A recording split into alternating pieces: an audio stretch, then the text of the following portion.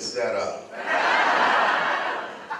John Malott is the man. Let's give him a tremendous picture, please. Give John Malott a standing ovation. Yes, indeed.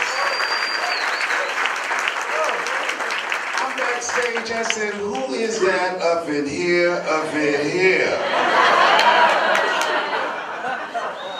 You know, I tell you, his energy, his passion, his love, and his style just resonates with me. And I was backstage just watching him, just mesmerized with his presentation. And that's how you create momentum. Now, my voice is going in and out. I don't know if they needed another battery for this, but we'll check and see. But, John, this is my first time. I said, can somebody else go up next? So when he came backstage, I said, I'm not worthy, John. I'm not worthy. Thou please anoint me. I really, and I mean that sincerely, because people need hope now more than ever before. And the ability to communicate, and to communicate, write this down, communicate from the heart. One of the things that I do is teach and train people how to communicate from the heart. Because when you communicate from the heart, words spoken from the heart, in the heart. Does that make sense? Now, one of the things that I'd like to do is share with you some things that I have learned over the years. I feel that it would be of value and benefit to you right now. This is Dr. Julie Van Putten. She is a powerful speaker, MD, PhD from The Ohio State University. Only 1% of doctors are MD, PhD, and she has both of them. And so I just give her a round of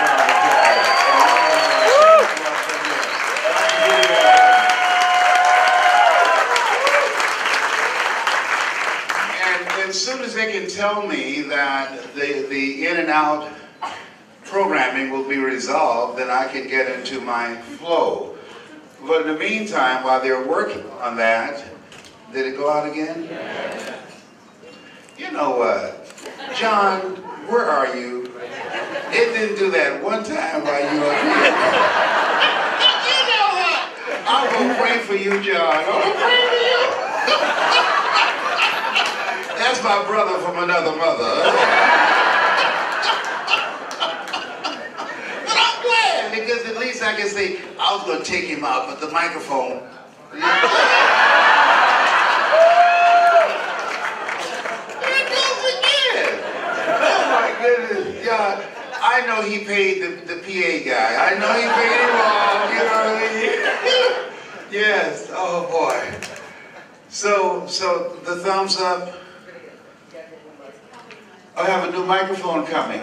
Okay, in other words, you got John to leave the thing.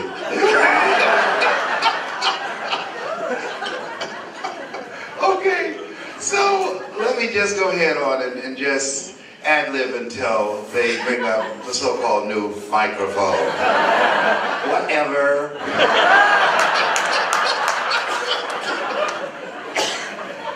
I can say about this business, and John hit the key, that it's about relationship marketing. But there's something else that's important. Write this down. Resiliency. Resiliency. One of the biggest challenges you're going to have is being able to get people to hang in there. How many of you know that? Raise your hand. Resiliency. And so when I saw that, mental resiliency is major for this business, because people are not accustomed to being rejected. They're not accustomed to recruiting. They're not accustomed to building an organization. They're not accustomed to reinventing themselves. This is a brand new day. And so part of it, you're going to see when you come out, my son, two of my sons here, Patrick Brown and John Leslie. Raise your hand, John Leslie. Yeah,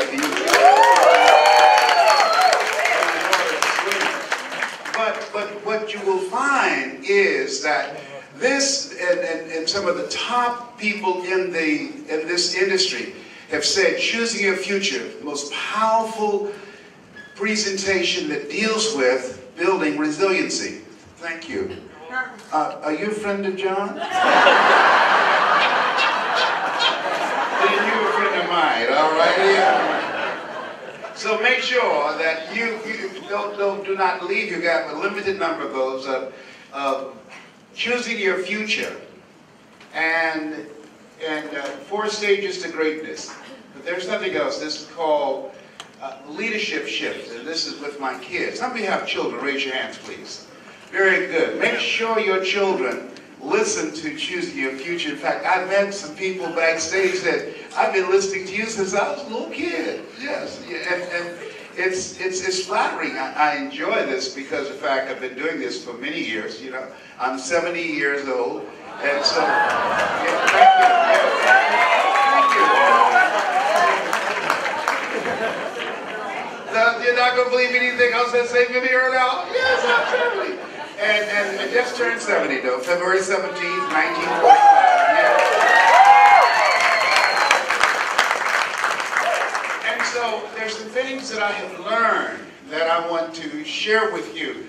And part of the process of looking at it, I want you to think about your dreams now.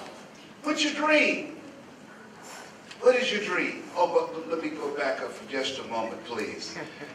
I don't dye my hair because I have an allergic reaction, but I do cheat. I use mascara. My kid said, Daddy, you look distinguished with your gray hair. I said, 70, I'm not trying to look distinguished.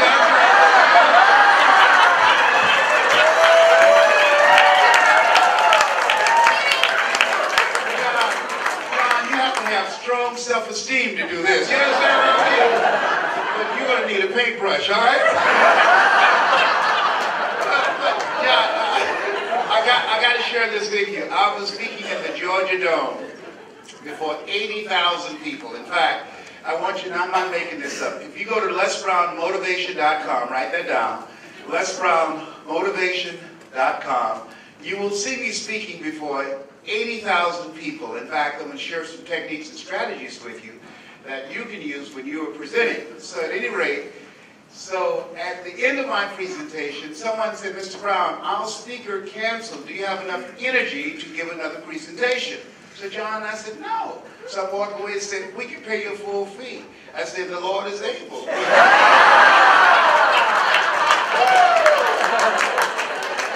People say money won't make you happy, but everybody want to find out for themselves.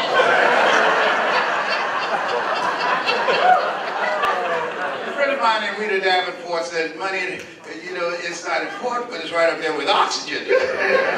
So they took me over to the Georgia World Congress Center, and it was a very intimate setting and people close to the stage. So I looked in, I said, excuse me just a moment, I have to go to the restroom. So I went to the restroom, and I had been sweating a lot, so I had to touch things up a little bit, you know.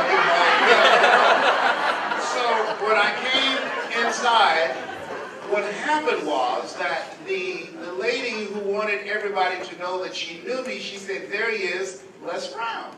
And so I came up on the stage, she kissed me on the cheek, I kissed her on the cheek, and left this big black smudge on her face.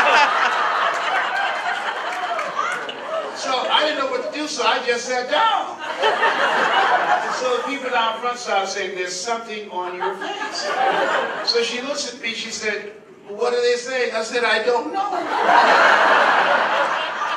So finally, John, someone came up, opened up her purse, gave her a mirror. She looked and saw the big black sponge on her face. She said, how did this get here? I said, I don't know, you think maybe this rubs off?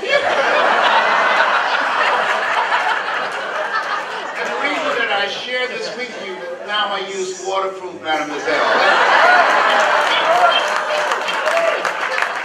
A man has got to do what he's got to do.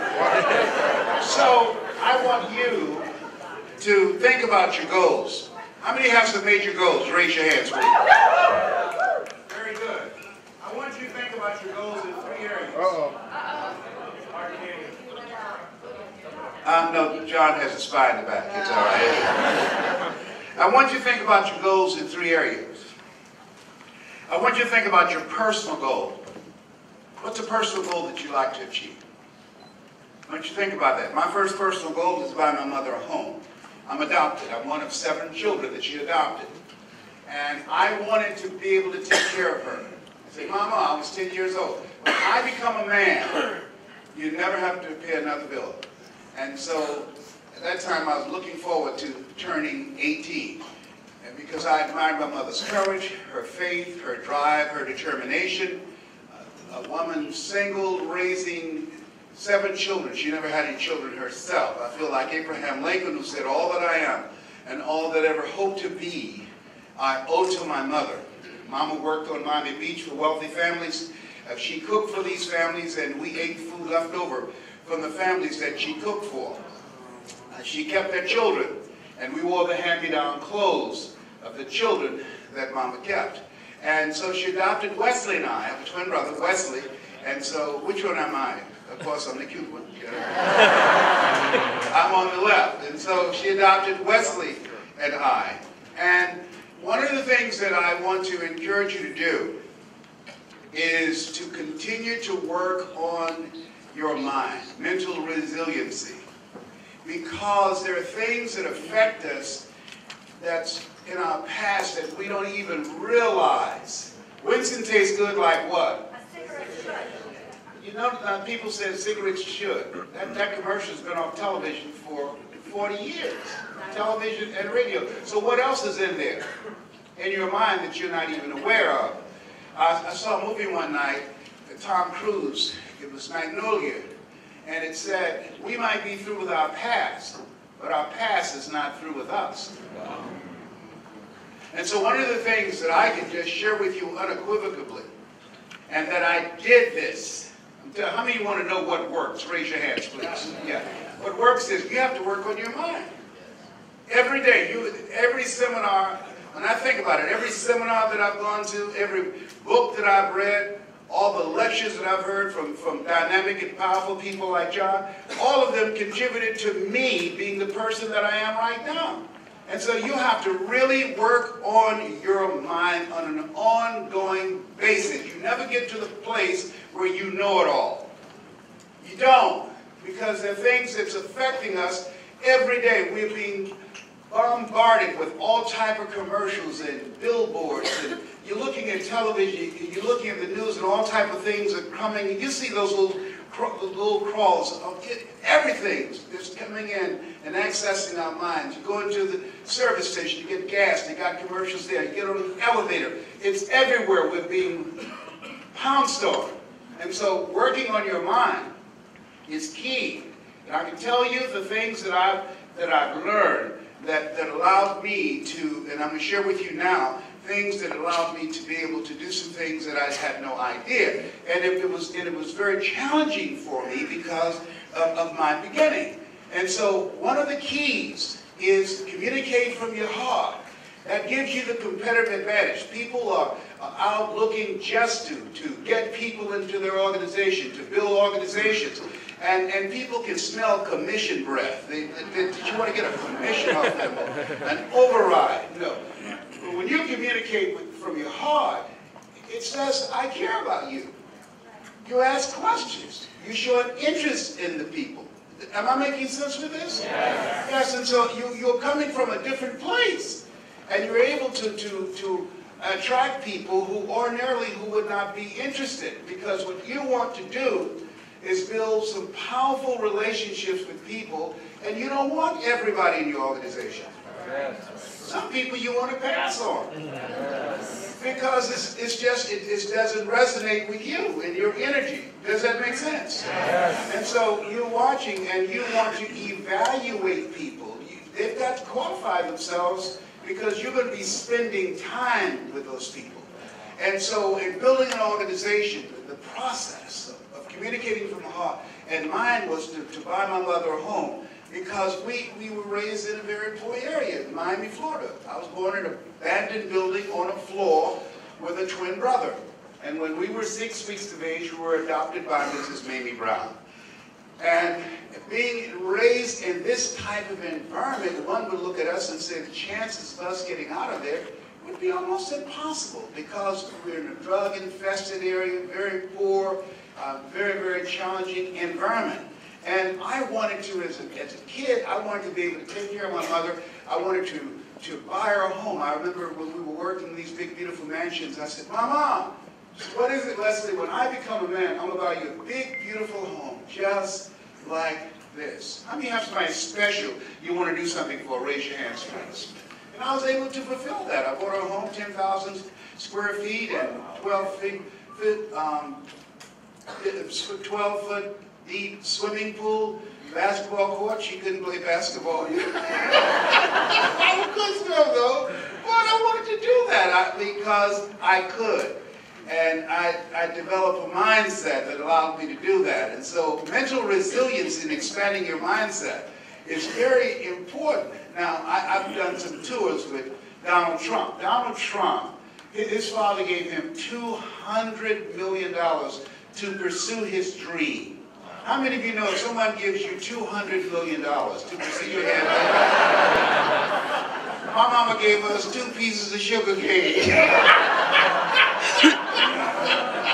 That's what we have, that sugar cane. Anybody ever had sugar cane? Raise your hand, please, all right? Yeah, you're going to go get some sugar cane when I get through, all right? And so, that's what I had to do. I want to ask a question before I move further. If you had to be coached by me or Donald Trump on how to earn your first $1 million, who would you want to teach you how to do that? Yeah. Why? I earned it. I earned it. It was not given to me. I earned it.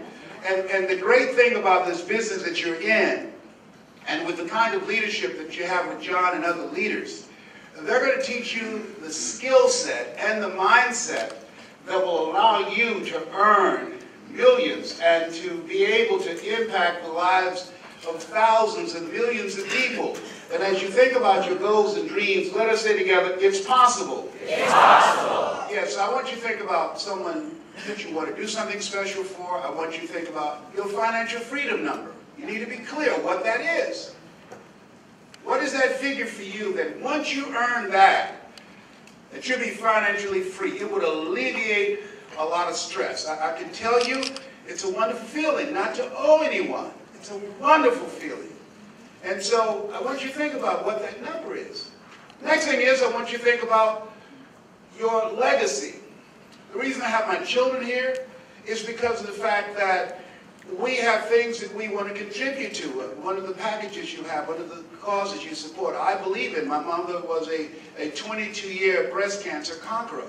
And so I think that Horace Mann had a point when he said that we should be ashamed to die until we've made some major contribution to humankind. And so I am who I am because of people who took time with me, people who contributed to me. I'll never forget a gentleman, I eulogized him just a few months ago when I first met him. I'll never forget, I was a junior in high school. He said, young man, go to board and work this problem out for me. Oh, sir, I can't do that. Why not? I'm not one of your students. Look at me, yes, sir. Go to the board and work the problem out anyhow. I said, I can't, sir. The other students started laughing. Saying, he's Leslie. He's got a twin brother, Wesley.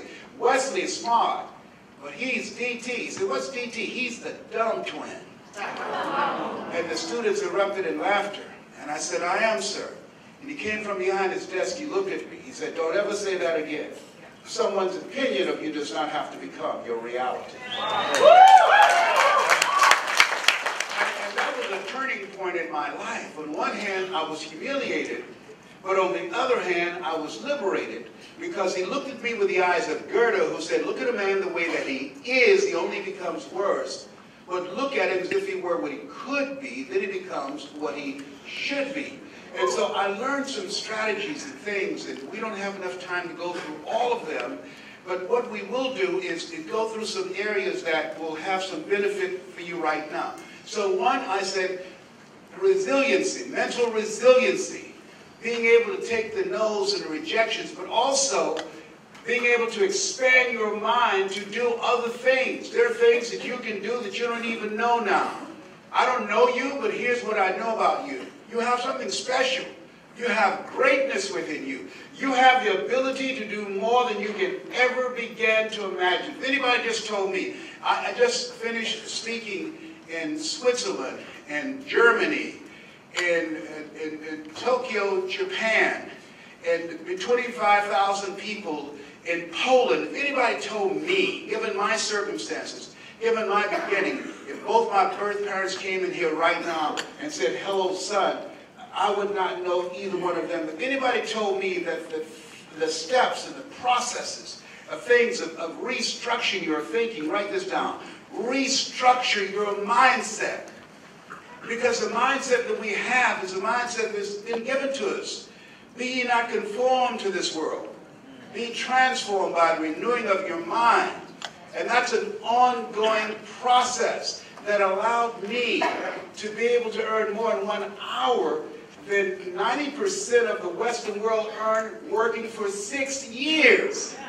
And I don't tell you that to impress you, but to impress upon you the value of taking the time to listen to things that will begin to restructure your thinking. Most of us are living a life of mediocrity because of the fact that we have so much head trash that we expose ourselves to, that we don't even realize how it affects us and how we show up in life. And so, how many of you know people that you introduced this business to and they said no? Raise your hands, please. Guess why? Because of their head trash. They're suffering from possibility blindness. They can't see what you see. They don't know that 10 years, less than 10 years from now, 1/3 of the jobs, the Ratner reports, 1/3 of the jobs will be gone, replaced by technology, mechanized intelligence, computers. 1/3 of the jobs that people have. And so they don't realize that in order to become successful and to have financial security, you've got to be willing to reinvent yourself. You got to become a different kind of person. You got to die to who you are now to give birth to who you can become. Does that make sense? Yes. And so I'm saying to you, as you work on yourself, things happen for you that you can't even begin to imagine. The other thing is, I'm going to share something with you. You have a story. You have a story. And your ability to tell your story about this business, what attracted you to this business, is key to your success. Your ability to speak from the heart and to share with people why you're here, why you're involved in this. What is it about this that attracted you? What was it? As you think about that, and as you think about that and speak, and I'm going to share with you techniques and strategies, because I'm going to switch now as a speech coach. Write this down. Never make a point without a story, and never tell a story without a point. Never make a point without a story. When I told you about my mascara, I said the reason I told you that because I now use waterproof mascara. Never make a point without a story, and never tell a story without a point. And so what most people do is that they advance on someone and start telling them about how good the product is. Write this down. When you're doing a presentation, one-on-one, small groups, large groups, people are asking 3 questions in their minds. Here's number 1. Who are you? That's number 1. This is why it's important to know how to tell your story succinctly so that you can develop a level of credibility. Who are you? What do you have? And why should I care? Who are you? People do business with people they know, like, and trust. So now, in that critical point, in that short time, you've got to share with them who you are, what you have, and why they should care in order for them to feel comfortable with you to want to become a part of this. Does that make sense what I'm saying right now? Raise your hand if I'm making sense with you right now. All right, I'm watching the clock, but I want to move faster, so I want to skip through some things. So, as you look at yourself, you look at your goals, the ability to share that, can allow you, and something else that John does, and watch him very closely because he's one of the best presenters on the planet. Your ability, I can tell you based upon my own experience, to speaking before small groups, talking to people one-on-one, learning how to communicate from the heart. Trust me on this. It's the most powerful tool you can have. Most powerful tool, because I was involved years ago in Holiday Magic. You don't know that. That's one of the first multi-level marketing organizations. Dare to be Great. Best Line Products. My doing small meetings. My showing up when no one else showed up. My watching a guy named Bob Boyd and other presenters and Bill Bailey. It helped me to grow as a person, and it allowed me to have the key to my own future. When I was in 5th grade, I was labeled educable mentally retarded and put back from the 5th grade to the 4th grade. I failed again when I was in the 8th grade. Have no college training, but Mr. Washington, he said to me, Mr. Brown, he said, develop your mind. You don't get in life what you want, you get in life what you are. Mr. Brown, practice and write this down, OQP. OQP, only quality people. You earn within $2,000 to $3,000 of your closest friends. This is why you want to qualify people to be in your business, because you don't want everybody.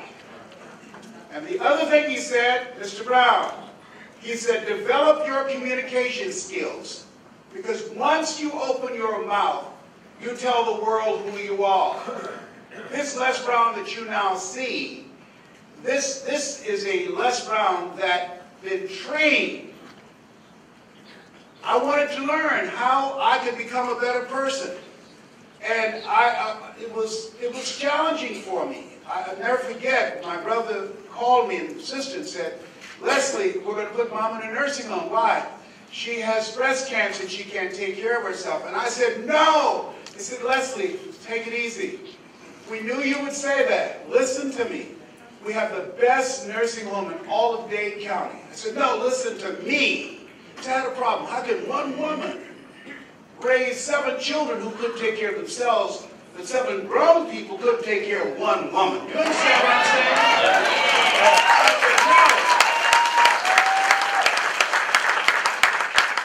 I resigned from the Ohio legislature. I was just elected to my 3rd term as chairman of the Human Resource Committee. I'm telling you, how many of you like to make a difference in your community? Raise your hands.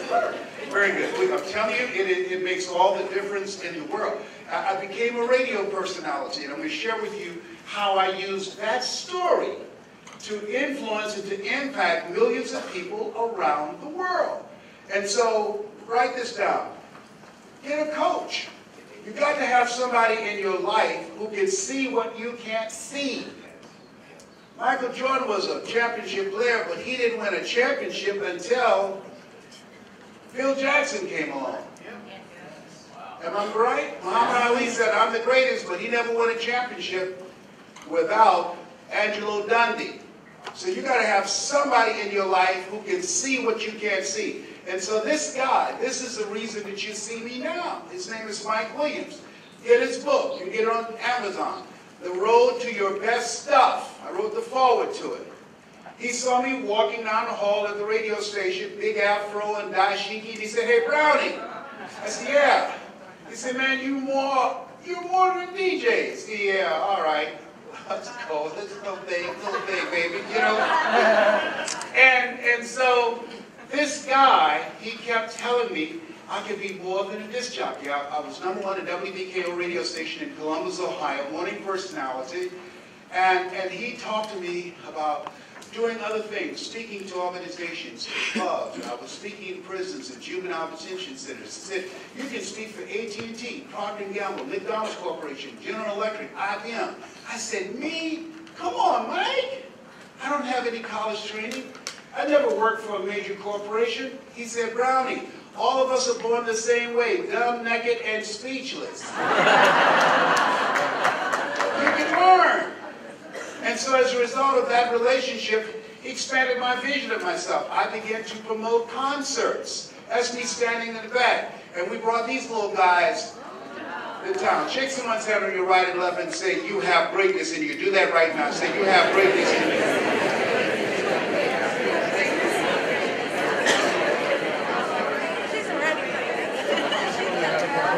Ladies and gentlemen, you have no idea whose hand you just shook.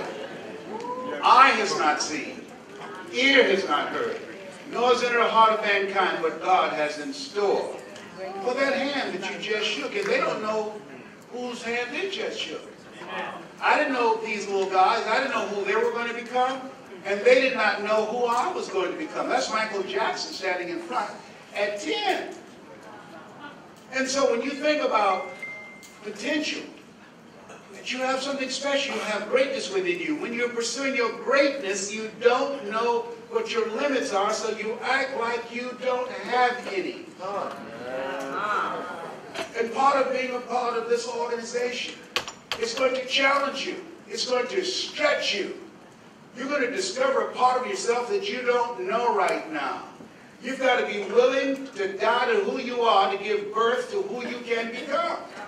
And this is hard business. Write this down. H-A-R-D and H-E-A-R-T. Hard.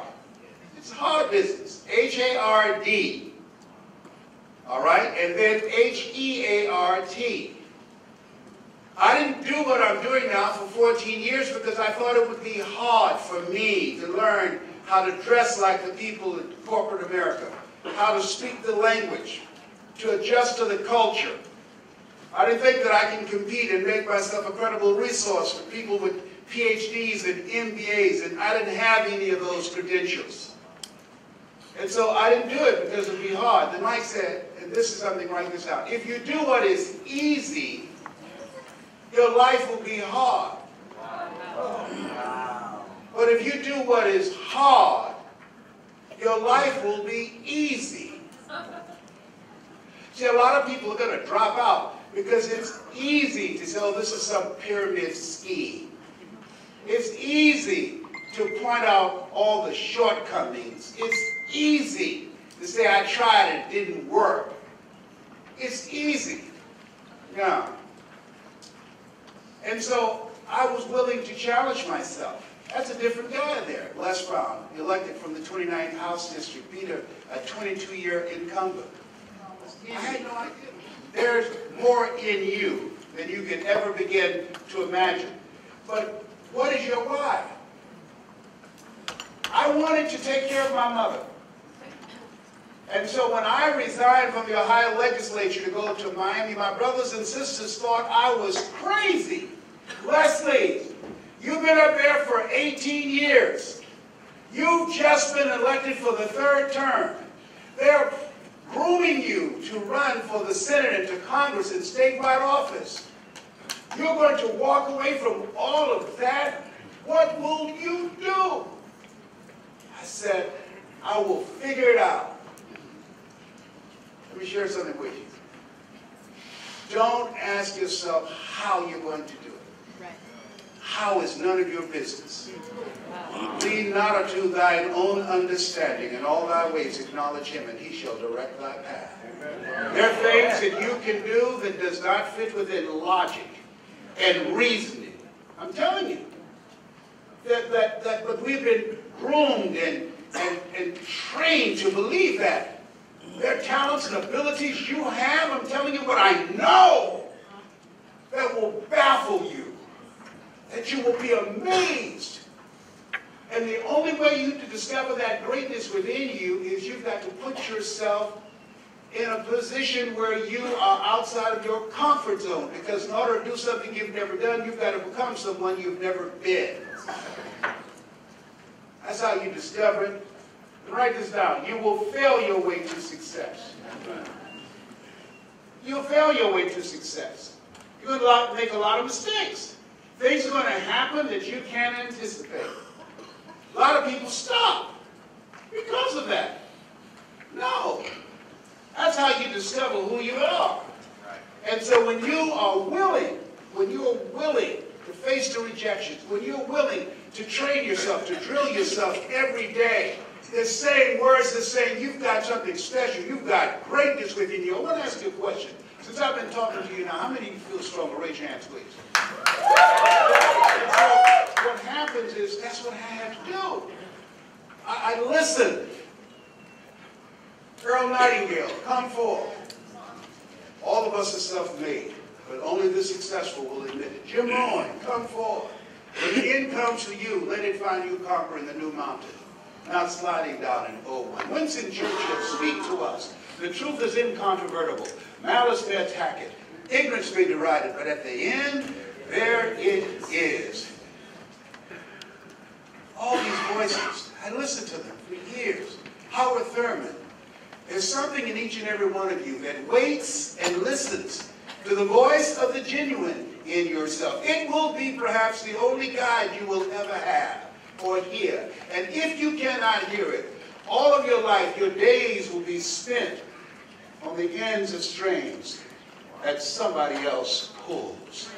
And I submit to you that you're here today because you've decided no one is going to pull my string. You're here.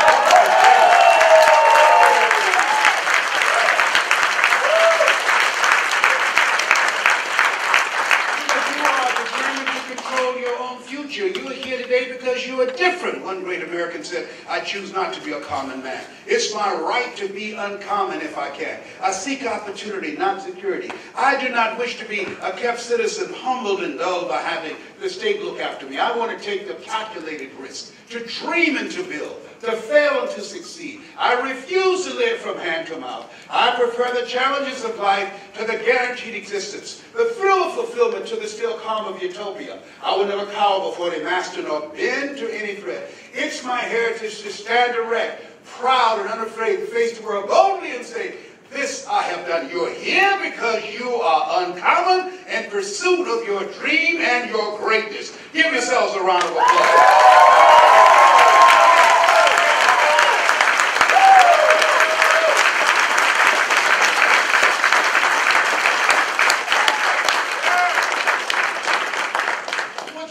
What drives you? Nietzsche said if you know the why for living, you can endure almost anyhow.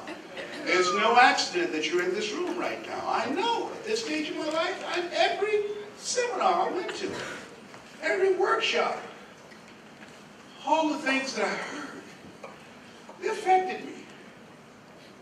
This moment right now, everything that I'm saying, you already know it. It's a part of who you are. You're not branches of the same tree. We're cut from the same cloth. If it weren't so, you would not be in this room. This is a moment for some of you. Some of you couldn't afford to be here. And then a part of you knew you couldn't afford not to be here. And you showed up. You showed up for yourself. You showed up for your dream. And so, Mama's gone. So these are my kids. As John Wesley just said, I'm the youngest. So they speak, they train, they're authors. They now run the business. So this is time for me to pass it to them, and then they will pass it on to my grandchildren. I'm a grandfather and a great-grandfather.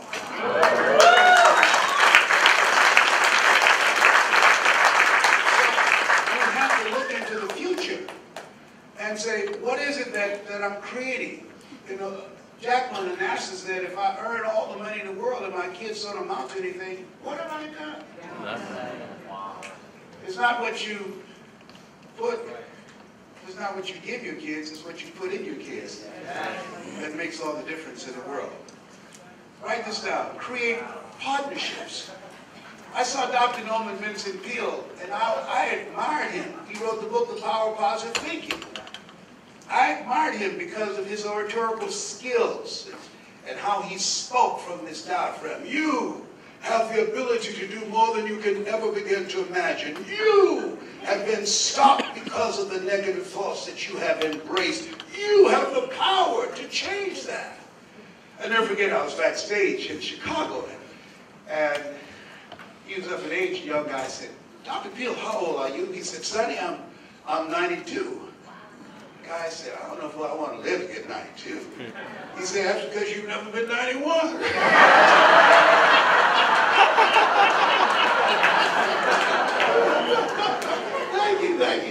Thank you.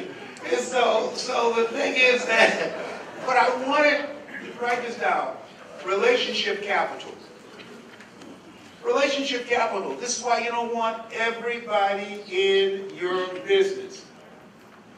You want to evaluate them and see if they possess the qualities that you're looking for. You look at them and observe them. And it's amazing when you emphasize and you begin to realize that when you become selective of the kinds of people you surround yourself with, it will affect you. There's something in psychiatry now called relationship illness. There's some people that can make you sick. Well, that's, can I change them? No, it's a full-time job changing yourself. So you've got to ask the question, what is this relationship doing to me? What is it doing to me? Am I growing mentally, and emotionally, and spiritually, and financially? What is it doing to me? That's major. I had to change my life. I had to change my relationships in order for me to go where I wanted to go. And it changed my income. I'm telling you, there are a lot of people that will never achieve their goals because they're surrounded by too many toxic, negative, energy-draining people in their lives. And so you've got to ask yourself, is this relationship working for me? See, the relationship might be working for them, but is it working for you? There are people who are always there when they need you. But when you need them, you can't find them. I want to ask you a question. I want you to be honest. How many of you know, if you had your life to live over again, you could have done more than what you've done thus far? Raise your hand. Very good. Repeat after me, please. Live full. Live full. Die empty. Die empty. I was dealing with the issue of the little c, that's how I refer to cancer. And the doctors had said that it metastasized to the bone.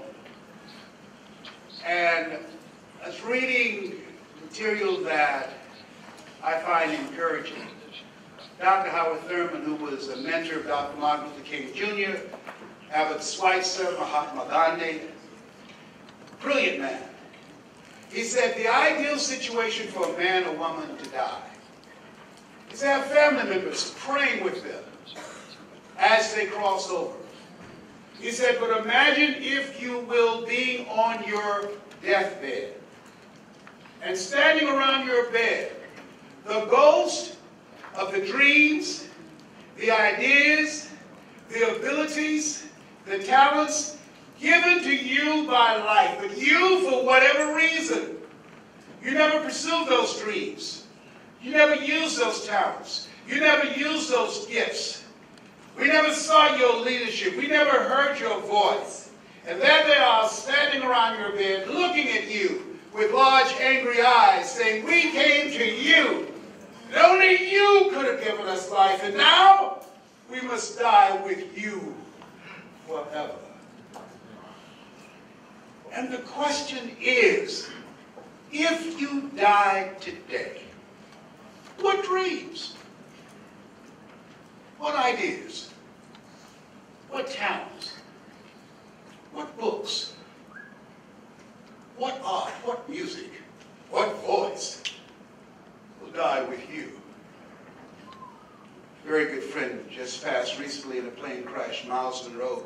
He said the wealthiest place on the planet is not in the Far East where there's oil in the ground. It's not in South Africa where there are diamond mines. He said the wealthiest place on the planet is the cemetery. Because there you find potential never realized. There you find dreams never pursued. There you find gifts and abilities that people didn't use because of fear, because of what people thought.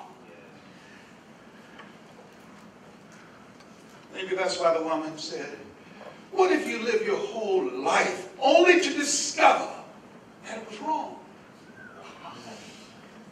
That it was wrong. Maybe that's why Henry David Thoreau said, oh God, to reach the point of death, only to realize that you've never lived. Only to realize that you've never scraped the surface of your potential. Everybody say again, please. Live full. Live full. Die empty. Die empty. Shake someone's hand on your right and left and say, I'm ready to play a bigger game. I'm ready to play a bigger game.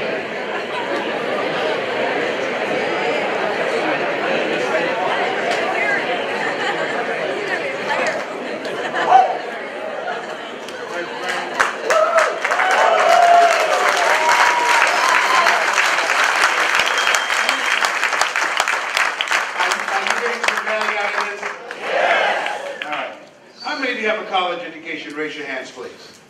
Oh, that's over 90%. How many have ever given a lecture at Harvard? Raise your hands.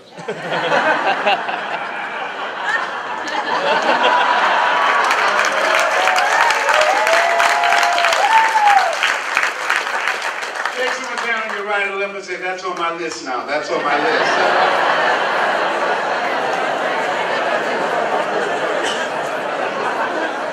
Everybody point at me right now. Point at me right now. Say, Les Brown. If you can do it, I can do it. I can do it. When you say, I can do it, I want you to say it with conviction. Point at me again. Say, Les Brown. If you can do it, I can do it. And I see that for you. I want to do one thing. If you don't do anything else, I want you to do this. This is very important. Pull up your right index finger, please. Put it in your ear. Listen to me. You have something special. You have greatness within you.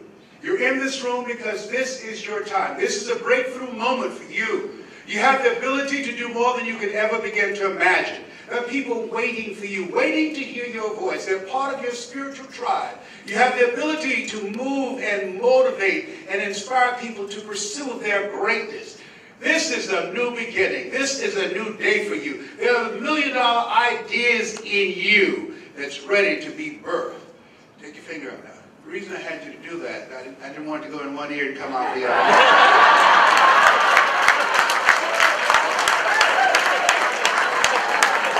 Oh, it's in there now. I'm going to make you rich and there's nothing you can do about it. No?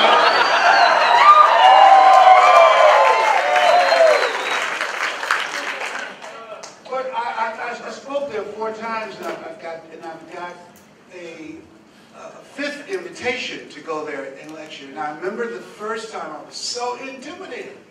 And Mike was with me. He said, Les, why are you nervous? I said, I'm at Harvard, man. Mike? He said, Les, they came to see you. You didn't come to see them.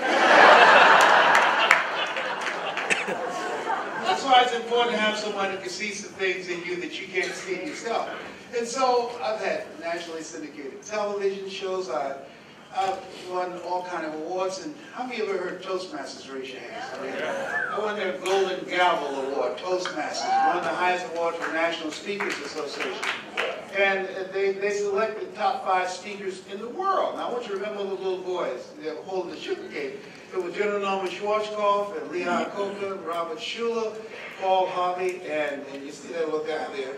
They used to hold that sugar cane, you know. Shake someone's hand on your right and left and say, I'm ready to go big. I'm ready to go big.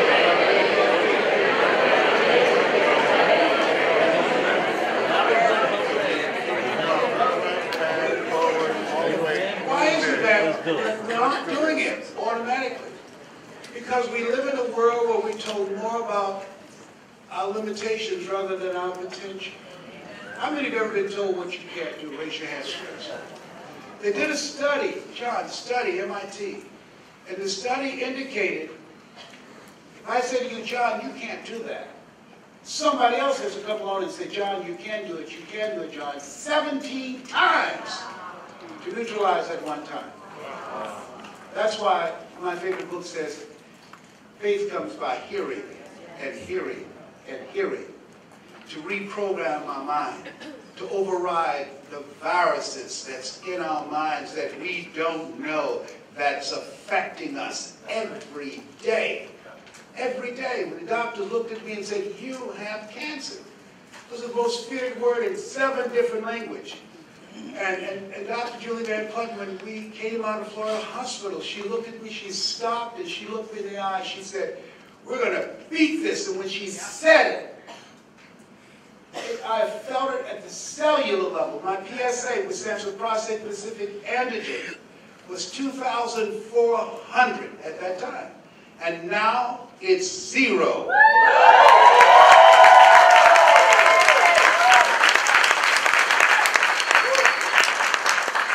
So write this down. Surround yourself with people who see it for you.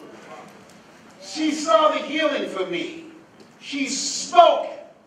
And when she spoke, I felt it and I believed it.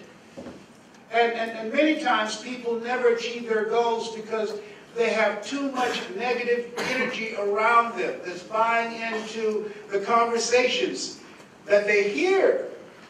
No. In fact, I don't believe the doctor should tell people that they're terminally ill. I think what they should say is, "My knowledge and ability to help you has terminated." And now you need to explore some other options. Does that make sense? Yes. Now, so as you look at yourself, look at your goals, put your hand over your heart, put your right hand over your heart, please. Let us say together, "This is my time. This is my time. I'm here. I'm here. Because I'm responding. Because I'm responding to my higher self. to my higher self. I have dreams. I have dreams. I have things I must do. I have things I must do. There's a higher calling on my life. There's a higher calling on my life. There are people who believe in me. There are people who believe in me. Who are looking to me. Who are looking to me. And I believe in myself. And I believe in myself. This is my moment. This is my moment. There's greatness in me. There's greatness in me. I want you to shake someone's hand on your right and left and say, "Bring out the greatness that's in you." Do that right now.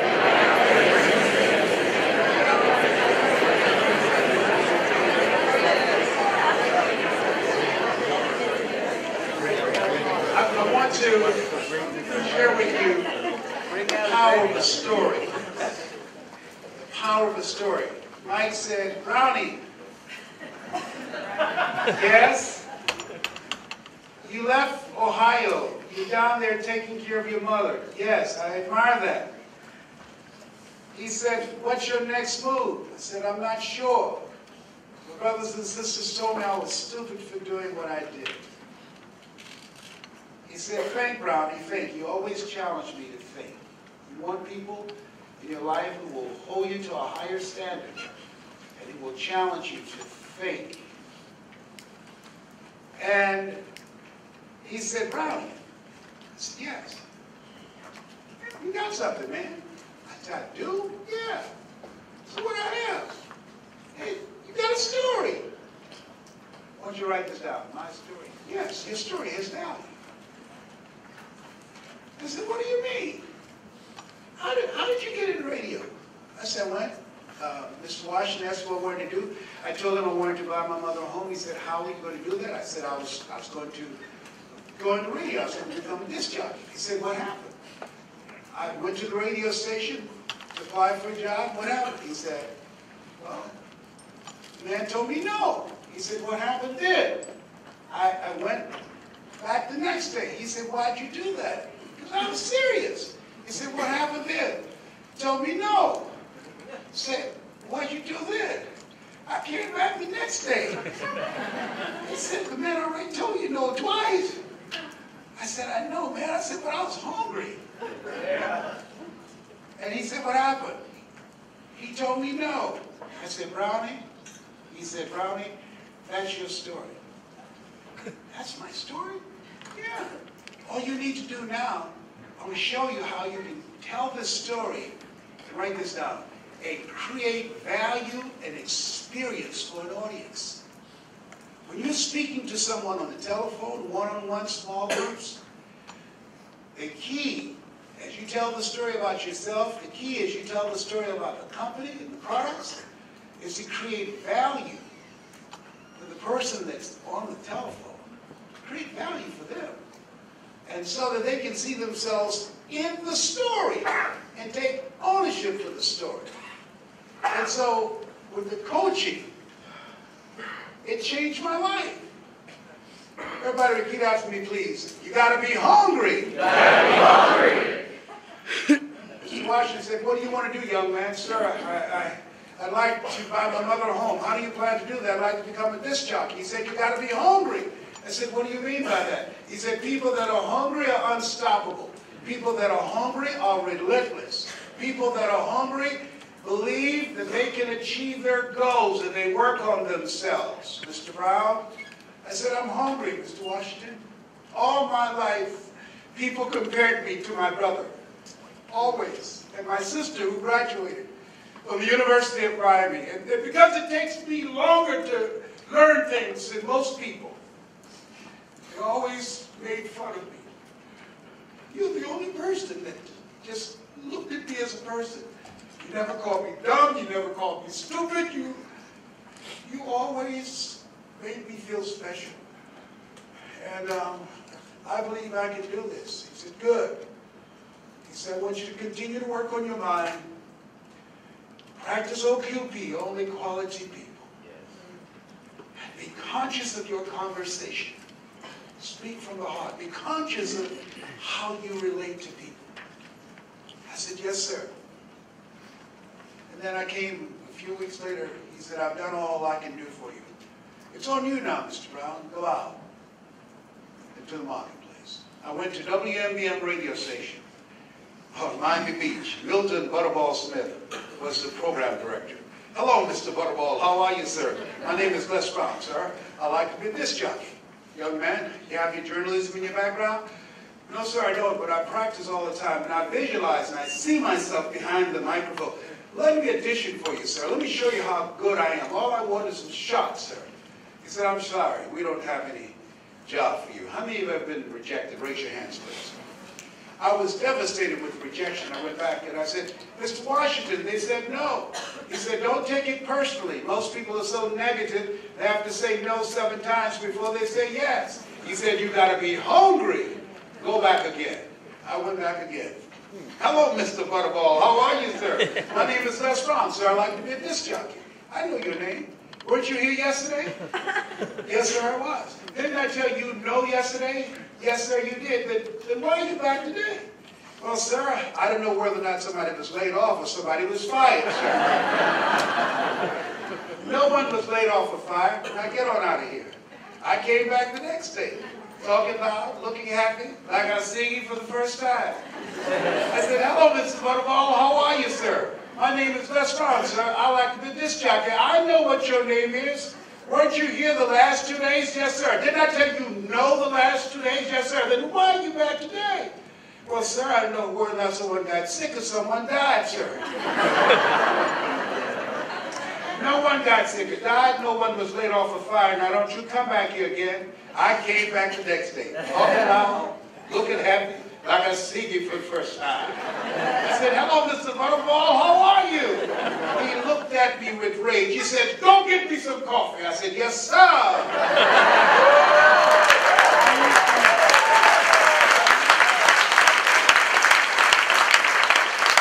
My favorite book says, the greatest among you will be your servant. How many of you are serious about reaching your goals? Raise your hands, please. Very good. Write this down. Provide more service than you get paid for. Woo. Provide more service than you get paid for. John was right. It's relationship marketing. Get to know the people. Ask them key questions. Find out their dreams. What is it that motivates them? What is it that keeps them up at night? What is it that excites them? What do they want?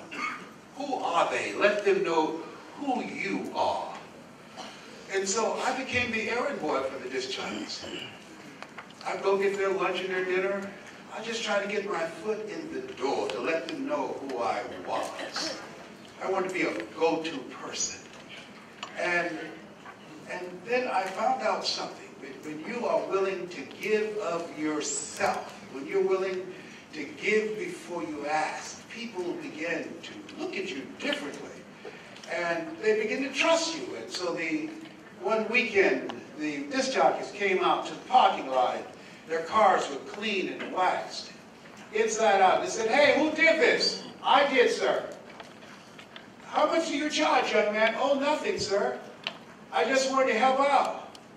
Wow. He said, look here, Diana Ross and the Supremes are coming to town. The Four Tops and the Temptations. here are my car keys. Pick them up and take them to the Fontainebleau Hotel on Miami Beach, and I'll take care of you. I said, be my pleasure, sir. I would drive these entertainers all over Miami Beach in the disc jockeys, Bigelow and Cadillacs. I didn't have any driver's license, but I was driving.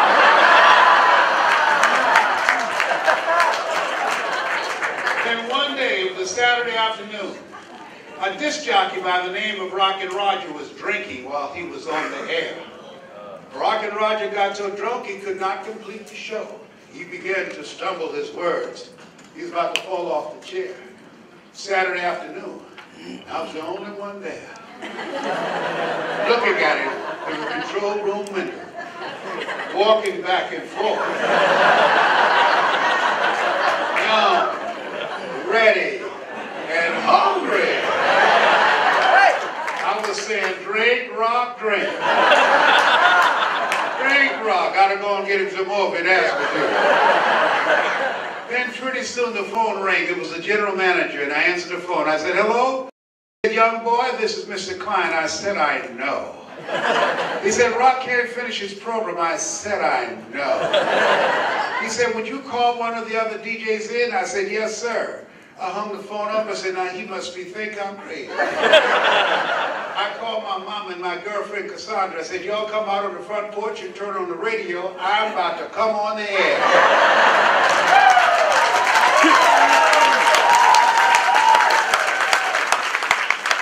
I waited for about 20 minutes and I called him back. I said, Mr. Klein, I can't find nobody.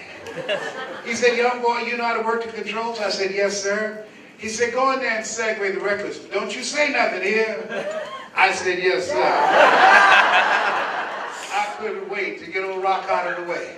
I put on a fast record. I said, look out, this is me, LB, Triple P. Les Brown, your platter playing Papa.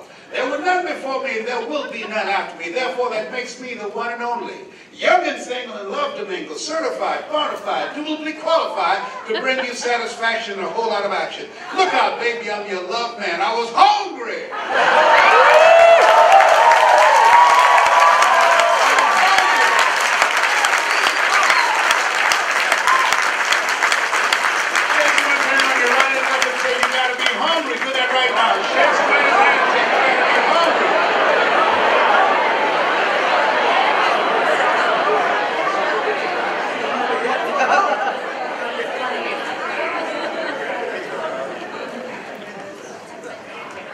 People that are hungry, believe, always strive to get on top in life because it's the bottom that is overcrowded. People that are hungry know if you do what is easy, your life will be hard. But if you do what is hard, your life will be easy. People that are hungry understand that you will feel your way to success. People that hungry believe it's possible that they can live their dreams and that it's necessary, it's not an idle wish, and that it's them, and that it's hard, and that it's worth it. You're here because there is something in you that refuses to be denied. Something in you that says, I can do more, I can have more, I can experience more. There's something in you. Others said no. Your heart said yes. Something in you. Who can separate those type of people? People raised in the same family, same parents, same circumstances, and end up being dramatically different. Isn't that interesting? Yeah. That's interesting. I believe this is a breakthrough moment for most of you. How many of you feel that for yourself? Raise your hand. Yes. Dr. Julie? Yes. We have up front, there's something I'm going to do. Everyone who gets the program out front, it's called Choose Your Future, and Worst Stages to Greatness, in John Wesley's program, my leadership with my children. What I'm going to do is make sure you leave your phone number and address address and email, because there's a program I do called How to Tell Your Story. How many like to learn how to tell your story? Good. Make sure you leave that. It's going to be a webinar. And so I will share with you methods and techniques that I've learned that allow me to earn 7 figures doing what I love to do. How many of you love changing people's lives? Raise your hands. Oh, very good. That's what it requires. See, people think information can do it. If information could change people, everybody would be skinny, rich, and happy. Am I right? You know, stories are powerful. They're powerful. And I had no idea that I would be doing what I'm doing now. But that's my gift, teaching you how to tell your story. And write it down, create an experience. See, you have an energy signature. And you have a spiritual tribe. There are certain people, when I speak, they're going to hear me. But there are certain people, when you speak, they're going to hear you because they're part of your spiritual tribe. Most people don't take the time to invest in themselves. But I was willing to do it because I was hungry. And so, as you think about your goals and dreams, I'd like to leave this with you. I don't know what you want to do. I'm so honored to be able to be on a platform for John, who I consider one of the great motivators on the planet. Give him another round of applause. Come on, you can do better than that.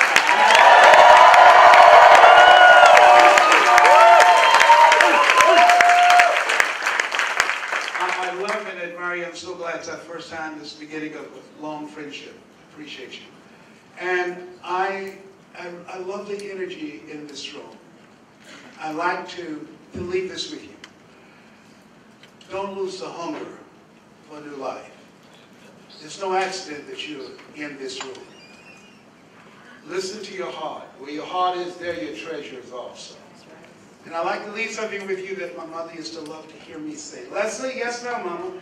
Say that thing for me, boy, that makes me feel good. And I'll see you out front with my kids at the table. And make sure you leave your information so you can be on this webinar. It's going to change your life. Cover a lot of things that I couldn't cover now. But I want to leave this with you, that Mama loved. Say it, Leslie. Yes, ma'am, Mama, I will.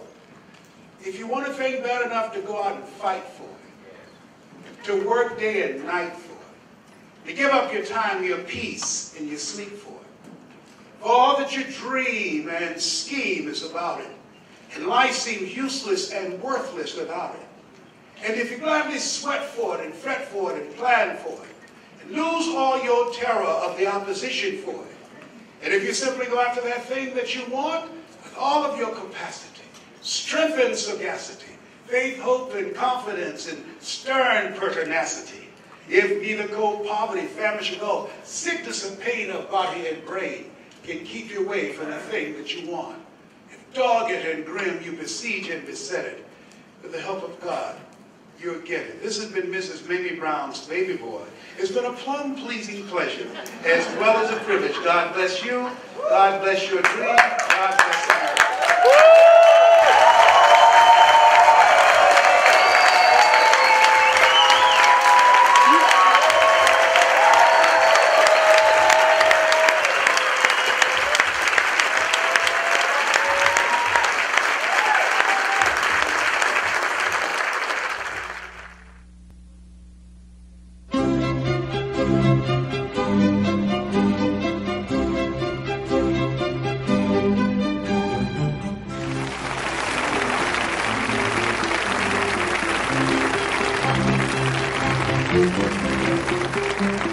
Whatever you give, it's going to come back.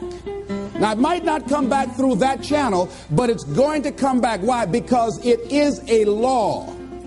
Whatever you give, it's going to come back. Now, all of us hear the saying, as you sow, so shall you reap. And we use that in a negative context. But let's look at the positive side of that. That if you sow some good stuff out here, if you make it your business how you give your life to give the best that you have, to give love, to give encouragement, to give help, to give support. If that's what your life is about, whatever you put out here, ladies and gentlemen, I guarantee you it's going to come back. Now, the reason that most people don't give is because they operate out of a consciousness of scarcity. They don't believe that there's enough to go around. They can't see themselves having the capacity to give. They don't believe that they have anything to offer. They don't see themselves as an opening for the universe to work through.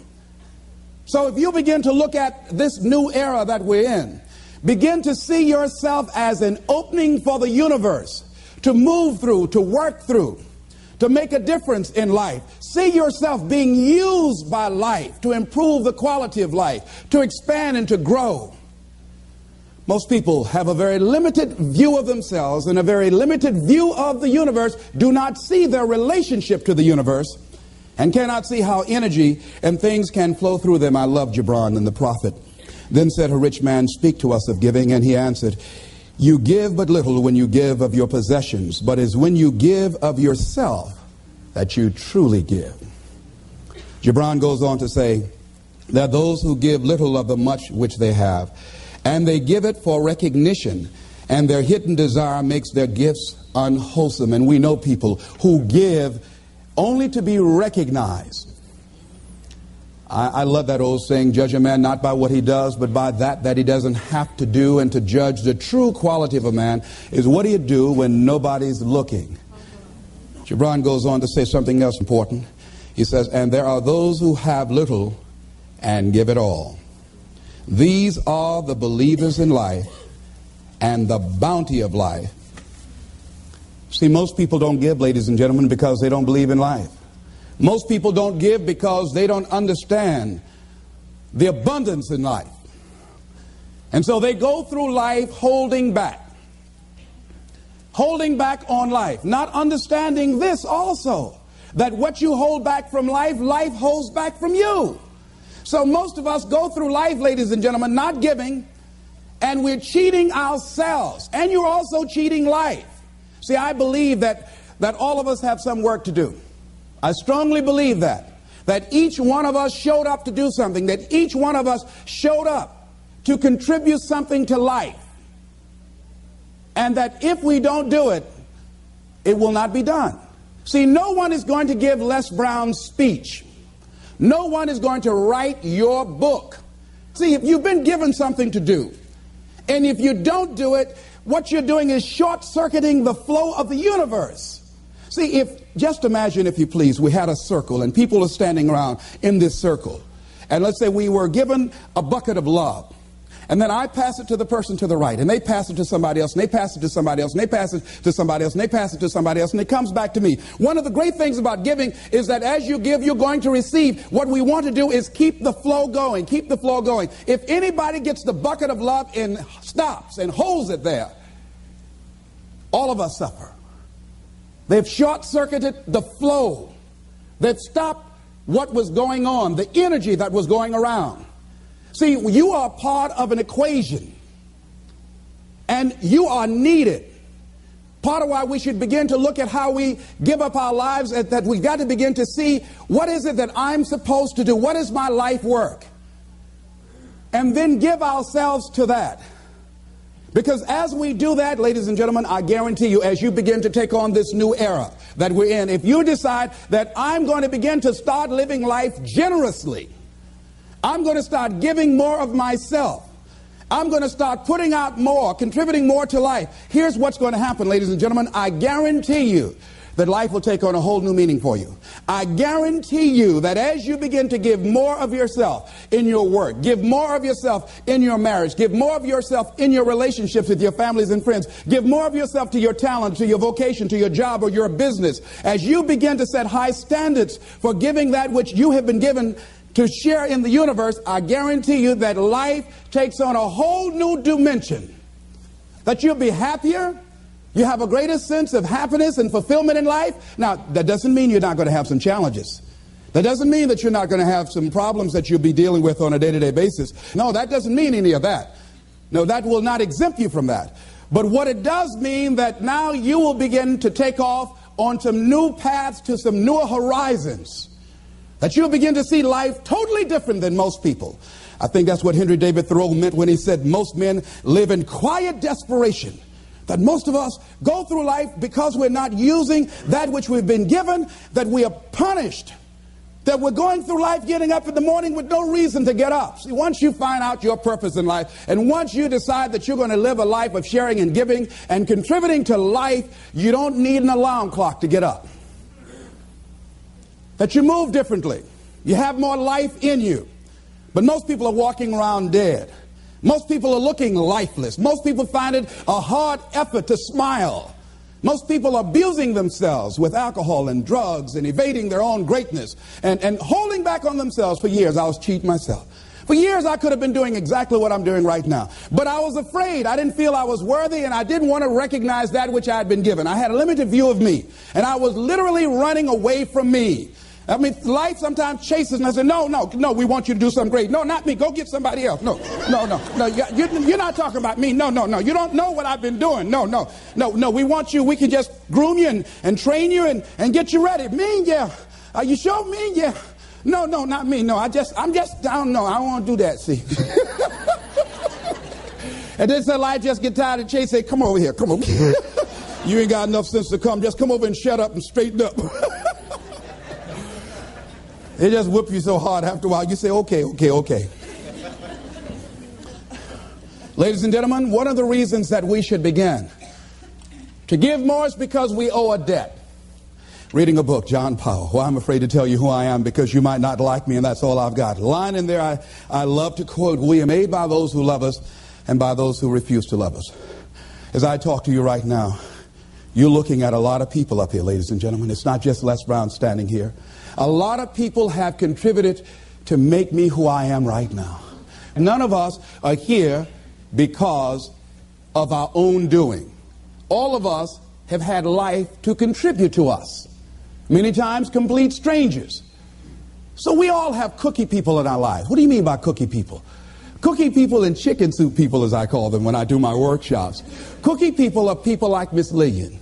When my mother used to whip me as a kid, and I was a bad twin, always getting in trouble, Miss Lillian would hear me screaming, and after Mama would get through, Miss Lillian would come over to the house and give me some cookies and milk.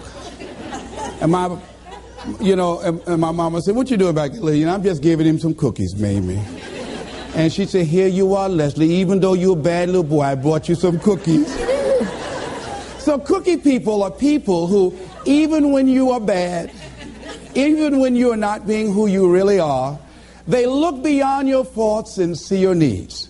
Even if you're a moody person and curse them out and dog about sometimes, these cookie people love you unconditionally. How many of you have ever had cookie people in your life? All right.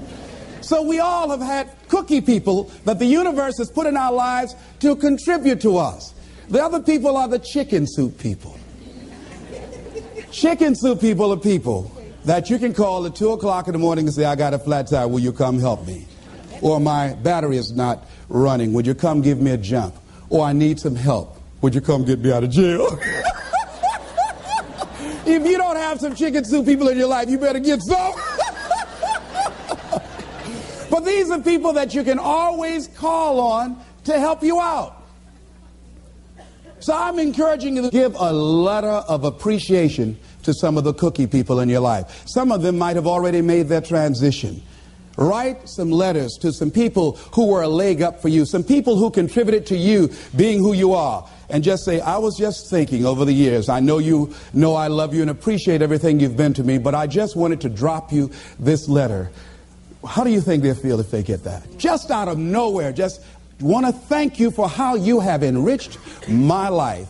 You might not have thought much of it, but because of the help and assistance you gave me on that particular day, that was a turning point in my life. Why should we give? Well, giving creates a vacuum. And as we know, nature abhors a vacuum. See, when you give, you create a vacuum, you are now in a position to receive. See, if I have my arms closed holding on to everything I've got, nothing is available to come in. But if I'm open, if I've created a vacuum there, by giving, and keeping the flow going, the stuff in the universe is going to come back to me, ladies and gentlemen. It's going to come back. Whatever you give. Whenever I go into a room and give a speech to inspire people, to help them to develop their greatness, if you get 10% of what I get, because as Bach says, we teach that which we need most. I'm not wearing any crown. I need it as much as I'm sharing it. I'm still growing. I'm still unfolding. I'm still seeking to discover my greatness. And if you get 10% of what I get when I walk out of here, see, there will be a different man walking out of here than who came in here. And as I give, the more I give to you, the more I get. Most people don't understand that. That's a law of life. Do you know that we can literally eliminate poverty overnight? We can eliminate hunger and homelessness overnight if people understood the concept of what giving means and the power in it, about the difference that it can make in our lives. I guarantee, if you go to any rundown neighborhood and interview the people there, evaluate their lifestyles and what they're doing and what they're contributing to life, and then go in a wealthy neighborhood and talk to those people and evaluate them and check out what they're doing with their energy and their time and what they're contributing to life. Here's what you're going to discover, what Earl Nightingale said. He said, our success in life is directly related to the quantity and the quality of the service that we give. I guarantee you that you will find that people who have more, people that are living the abundant life, are the contributors to life, ladies and gentlemen. They are the people that are giving more. And the people who are operating out of scarcity and poverty consciousness, these are the people that are down and out. These are the people that are complaining. These are the people that are blaming the world and everybody for where they are. But if they took that same energy and begin to invest and give something back to life. I was in New Jersey, and I had to give a political presentation to a group there that were trying to organize a community to begin to revitalize that particular community. And the guy was telling me very proudly as we were walking through a housing project, he said, the city is about to give $55 million to renovate these housing projects. I said, what a waste. He said, why would you say that? I said, let me ask you something. And the person that was standing next to him, I said, do you live in this building here? He said, yes. I said, how many families live here? He said, 6 families. I said, we walked in the door and we can smell the stench of urine. Does it take a genius to go down to the store and perhaps sacrifice buying 3 packs of cigarettes and buy some Tide or soap and water and come back here and wash this stench out of here? Does it take a genius to get a can of paint and paint over the graffiti and repair the mailbox? Does it take a genius for that? I say to you, you pour the money in these housing projects and you don't change the people that are living in the projects, before you are completed, they'll be right back to where they were before.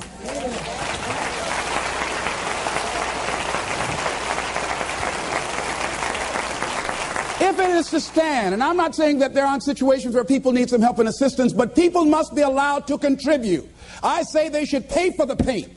I say they should pay for the mailboxes to be repaired and the windows to be broken. And I guarantee if the children go outside throwing a ball, they say, don't you hit that window, you fool. You know how much I paid for that window?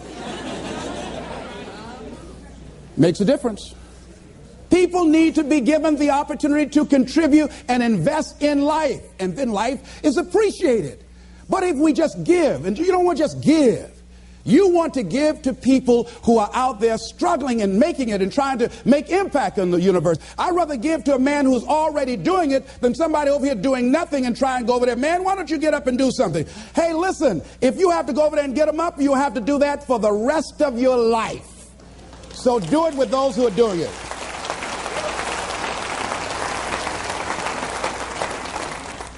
So you want to keep the flow going by working with people who are contributors to life. Leave the dead people alone that are taking away from life. There's a scripture, when I heard it, I couldn't understand it. I say, how cold? He that hath shall get, and he that hath not, even that he has shall be taken away. I said, now that's not fair. Ladies and gentlemen, that is fair. He that hath what becomes the key? He that hath a generous view of life. He that hath initiative. He that hath resourcefulness shall get. But if you're like the guy that I was in a hotel and asked him, I said, look here. I said, he was a bellman. I said, I need to get my shoes shined. Oh, I don't shine shoes. Oh, how long have you been working here? Oh, about 3 months. What were you doing before then? Oh, I just got out of the joint. Yeah? You don't shine shoes. That's beneath you, but it was okay to steal. That's not beneath you, huh? See, another guy, was ex-offender, I was telling him I had a job for him. What kind is it? What do you care?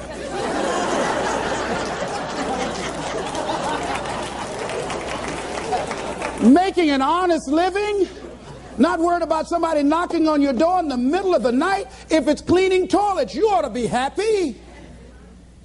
See, he's a taker, ladies and gentlemen. He thinks that somebody's just going to come give him something out here in life. It doesn't happen that way. No, it doesn't happen that way. Here's something else you're going to discover in giving. Something that's very important. Give thanks. Giving thanks creates power. Give thanks for your house. Give thanks for your apartment, for your car, for your family, for your health, for your relationships, for what you have. When we focus on something, it expands. When you're giving thanks, when you're showing a spirit of gratitude for what I got, not that you're satisfied with it, but you're grateful for what you got. Whatever you focus on, that's what you're going to continue to multiply and expand in your life. But if you focus on what you don't have, if all you can do is point out the negative things in your life, whatever you focus on, you're going to expand that. Some people, all they can do is complain. That's all they can do. They can't find anything to say good about life and about anybody else. Every time they open their mouths, that's what their minds are consumed with, and that's all they're producing in their lives. And these are people that you don't want to be around. Develop a spirit of gratitude. I'm thankful for life. I'm thankful to be an American. I'm thankful to be on this part of the planet. I'm thankful to see another day. No, things aren't what I want them to be. No, I don't have all the things I want to have. But I'm thankful that I'm still here. I have another opportunity, another day to live, another chance to contribute, another chance to make a difference in life. So begin to give thanks for what you have. Whatever you focus on. Remember now, you want to become aligned with the universe. If you have scarcity in your life, it's because you have a consciousness of scarcity. As you begin to become thankful for what you have, for the abundance that you now know is coming your way, that you're attracting to you, for the good relationship that is coming your way right now, it will begin to create incredible opportunities for you to begin to improve your life and the quality of life of people around you. Giving is also, ladies and gentlemen, forgiving. Give forgiveness. Many of us do not realize that we cannot grow, that we are blocking ourselves, we are blocking our good in the universe. We're literally standing in the way of the flow of what life has to us because we haven't learned how to forgive. We haven't learned how to let things go so we can get on with our lives. When we forgive, ladies and gentlemen, it's not for the other person. Oh, no. It's for you. It's not for them, not because they deserved it or they earned it. You're forgiving other people. First of all, you've got to forgive yourself. But when you forgive other people, it is mentally and spiritually healthy to forgive. To let that luggage go, as Paul said, forgetting those things which are behind, reaching forth unto those things which are before. Oh, we hear it, but it's hard to do. It's hard. What you have is enough. Whatever you have to give. And the more you give, the more you realize you have to give. And we all have to. There are people who made the supreme sacrifice for us to enjoy freedoms that we take for granted. Oh, none of us can feel that we have nothing to give back. Next thing is, giving empowers you. It makes you more powerful. See, the more you give to life, the more you're able to get from life. See, most of us go through life, ladies and gentlemen, feeling that we don't have enough to share, feeling that we will be depleted if we give of our resources because we don't see ourselves connected to the abundance of life. I feel very strongly that we can make an incredible difference in life. Phyllis Marx said, giving empowers you because taken to its ultimate, what you are really giving is love. Love is the motivating force behind the infinite supply of universal energy. Love truly makes the world go round. And as with anything circular, it's keep coming back. Phyllis is right. So as she continues to give love and hope to these people, she receives love and hope for herself and helping to begin to restructure and redesign the kind of life that she wants. We all have had experiences in our lives that if we permit these experiences to do so, we will allow them to weigh us down. If we permit them to do so, they will be luggage that will be dragging through life, holding us down, stifling our potential to give and to contribute in life. If we continue to carry all of these things, we can never be open to the love and the abundance and the opportunity that life has to offer us because we are so full with what we've got. I'm thinking about an exhibition that was held in Africa where they were trying to catch some monkeys that were a very rare species. And because they were so fast, so agile, and very fragile, they did not want to harm them in catching them. They did not want to hurt them physically. So what they did in order to catch them, they found that these monkeys were very fond of a certain kind of nut that grew in that particular area of Africa. And what they did was that they put these nuts inside of bottles and put a rope on the bottle and held the rope from a distance. And so the monkeys would come and, being curious, see the nuts inside the bottle, would reach in and pick the nuts up. Now, what happened was that they couldn't pull their hands out with the nuts still in the bottle. And so then the exhibitioners, the hunters, would come while the monkeys are there just jumping around. All they have to do now is let the nuts go. That's all they got to do is they're just dancing all around. All they have to do is let it go and they can be free and run. They hold it on to the nuts and the people come and catch them. And a lot of us, that life is kicking our butt. And all we have to do, is let it go.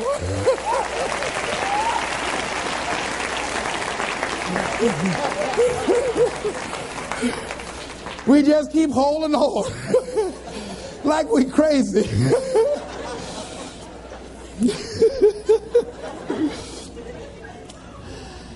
Ladies and gentlemen, giving creates energy in ourselves and in others. Have you ever helped a blind person go across the street? Or help a senior citizen? Or give somebody some help? Held the door for somebody, an elevator? I mean, don't you have a good feeling inside like, I done good? How many of you get a good feeling inside when you do something good for somebody? See, we're really giving to ourselves. See, that's really the law. When you are giving to yourself. That's who you're giving to. So you want to give yourself some good gifts. There's a principle underlying the concept of giving. The energy flowing through us as we do, that love generates abundance in our lives, and we are able to reap so much from life as a result of our giving. How are you giving up your life? Do you know, to the degree that you are giving, to that degree determines how much you enjoy life, how meaningful your life is. There are things, ladies and gentlemen, I used to do I can't do now. That is unbecoming for the role that I have selected with where I am in my life and what I want to contribute to life. It is inconsistent. I can't do it. Even if I desire to do it, I can't do it. No, because it doesn't fit, because of my vision of myself and the contribution that I want to make to life. Because it's not enough to give the message. You must also be the message.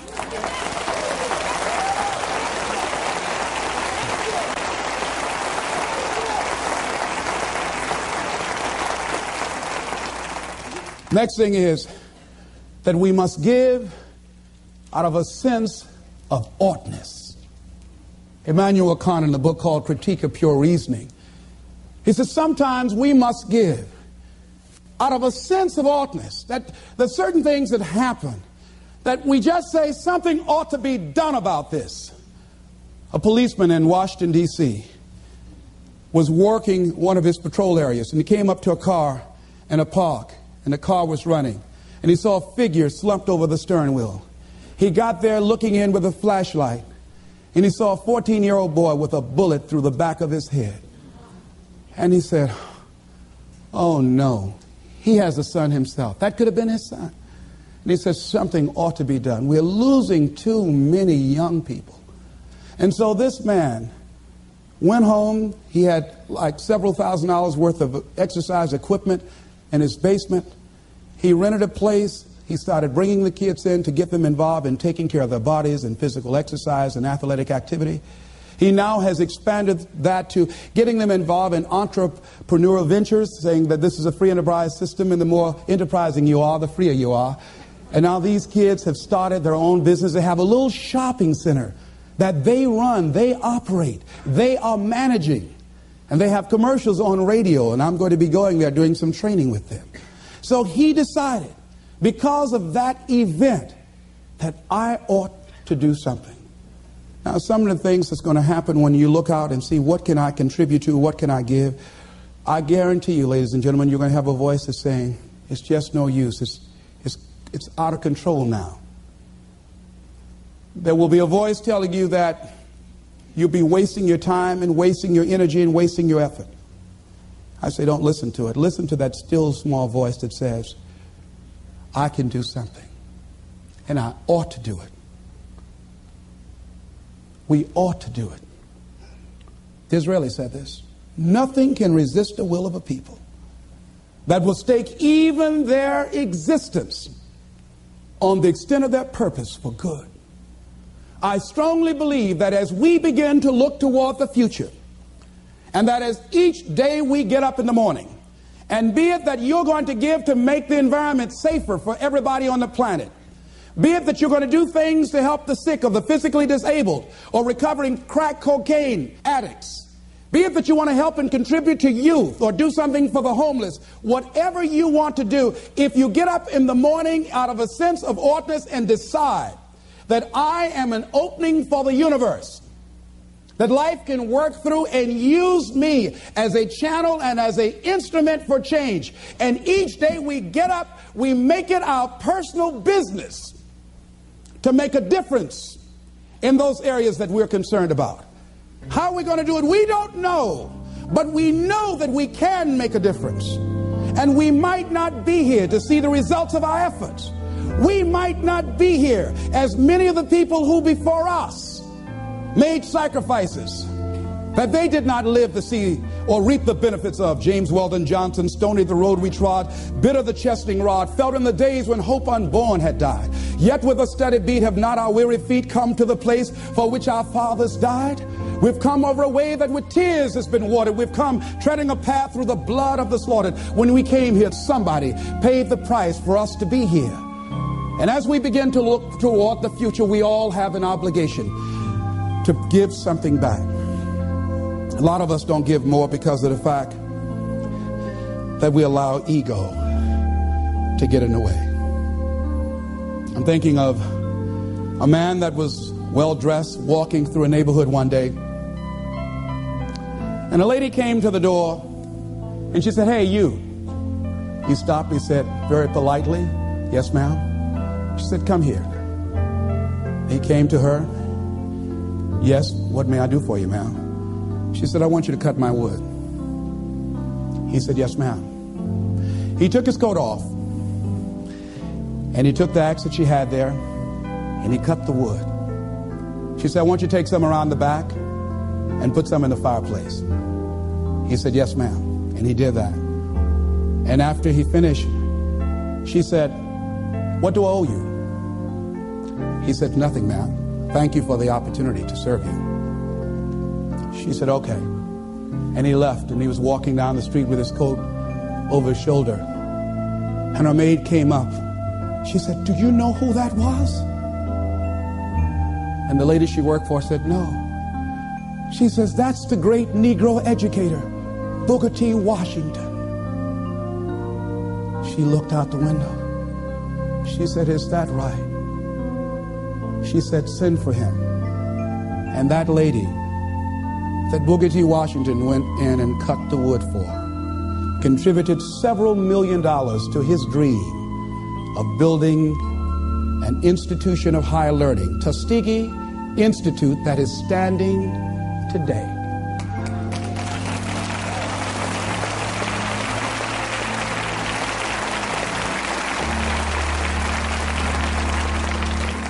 What if he had said,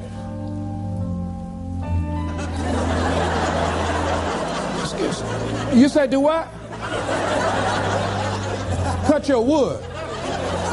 Don't even come up in here with that kind of stuff. You better cut your own wood if you wanted to get it cut. You cold.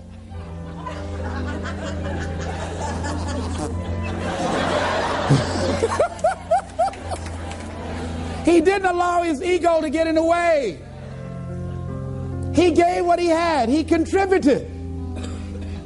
How much have we denied ourselves? How much have we blocked ourselves because we allow that little ego to get in the way, to prevent us from giving and serving, which is the essence of life. Which is the essence of life. It's about service. And so I say, as you look out on the future, decide that you are going to allow your life to be a life of service. Decide that you are going to give more than you have ever given before. Decide that each day that you are given life, that you're going to make a difference with your life, that you're going to make a statement with your life, that once again, as opposed to sitting back feeling like a victim, that you're going to see yourself as a channel, as an opening for the universe to work through. And that you'll say to life, use me. Oh, use me. I got more to give. Use me. Repeat after me. I want life to use me. I want to give more. Share more. Be an expression of love. Be an instrument of hope. To impact our youth. To recreate their future. I'm grateful for life. I'm grateful for being here. I'm grateful to be able to serve. This is Mrs. Mamie Brown's baby boy, Leslie Calvin Brown, saying, it's been a plum-pleasing pleasure as well as a privilege. Thank y'all here. Thank you.